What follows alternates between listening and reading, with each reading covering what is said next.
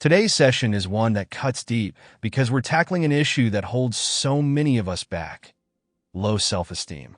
Low self-esteem can be like an unwanted shadow we carry around. It's heavy, persistent, and often we let it become a part of who we are.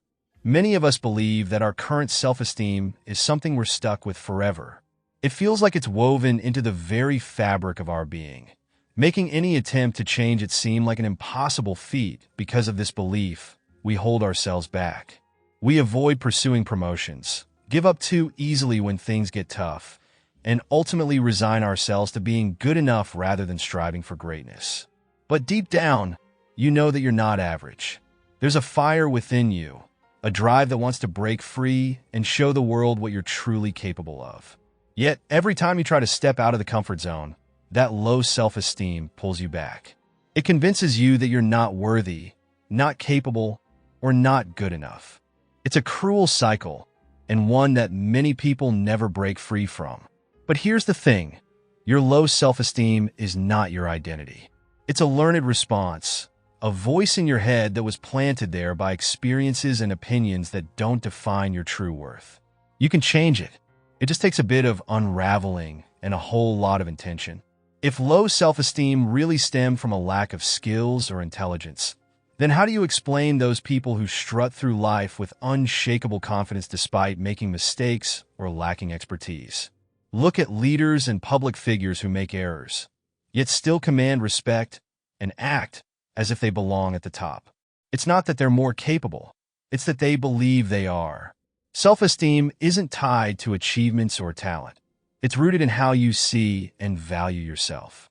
Think of someone who has achieved a lot but still doubts their abilities. Their internal voice keeps telling them they're not good enough. Meanwhile, others who haven't accomplished as much may walk around like they're invincible. Why? Because self-esteem has more to do with your inner narrative than with your actual abilities. Changing this narrative is the first step to transforming your self-esteem. So where does this narrative come from? Often, it's seated in our early experiences. Maybe you grew up in a household where love was conditional, where praise came only when you performed well, and punishment followed when you fell short. Over time, this taught you that your worth was linked to your achievements, not who you are as a person. Or maybe it was a single, powerful moment that defined how you see yourself.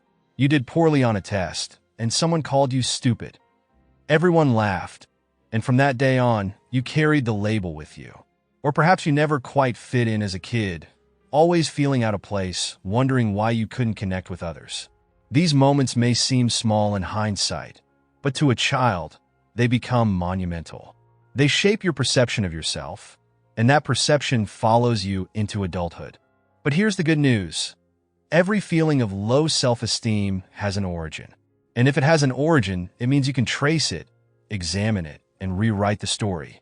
Self-esteem doesn't just appear out of thin air. It's built, brick by brick, on the foundation of past experiences. If you never confront these foundations, your self-esteem will stay stuck or even worsen over time. Take some time today to reflect on where your low self-esteem might have started. Was it a parent's harsh words? A teacher's criticism? An embarrassing moment in front of your peers? Once you identify these roots, you can begin to question them. Were those opinions valid? Did that one mistake really define you? Or did it only become true because you kept telling yourself it was? One effective way to tackle these deep-rooted beliefs is a technique used in cognitive behavioral therapy. Imagine yourself going back to that pivotal moment, whether it was a harsh comment or a failure that shook your confidence.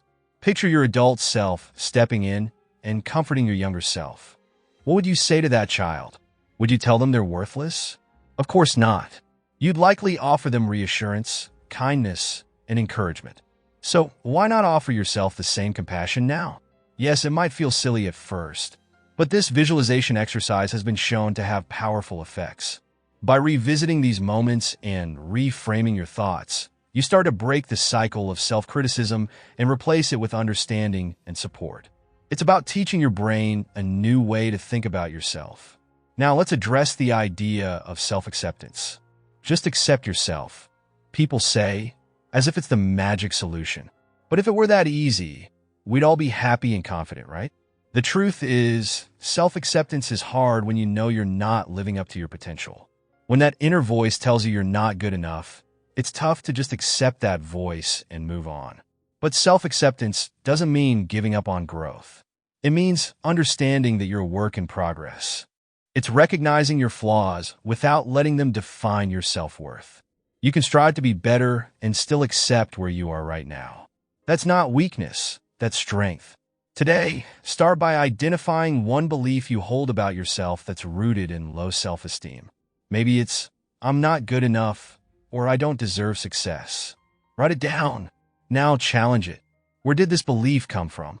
Is it based on fact, or is it a story you've been telling yourself for years? Next, think of a new, more empowering belief to replace it. Instead of, I'm not good enough, try, I am capable, and I'm working on becoming even better. Every time that old belief pops up, counter it with a new one. It will take time, but with practice, you'll start to shift your inner narrative. Your low self-esteem doesn't have to define you.